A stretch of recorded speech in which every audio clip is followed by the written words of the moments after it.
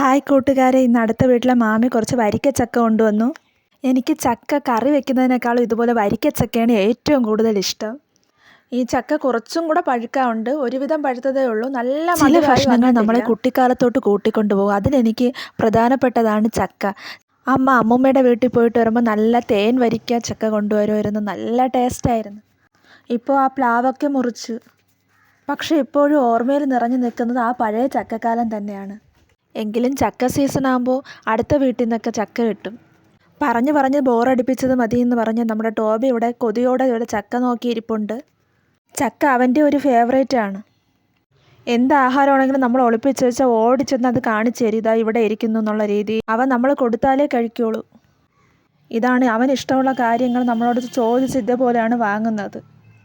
ഇനി ഞാൻ ചക്ക ഒളിപ്പിച്ച് വെക്കട്ടെ, ഇല്ലെങ്കിൽ ഇത് തീർക്കണ വരെ എന്നെ ഇവിടെ നിന്ന് ശരിയാക്കും. നിങ്ങൾക്ക് ഈ വീഡിയോ ഇഷ്ടമാണെങ്കിൽ സബ്സ്ക്രൈബ് ചെയ്യണേ, സപ്പോർട്ട് ചെയ്യണേ. ഇനി മറ്റൊരു വീഡിയോയുമായി കാണാം. ബൈ.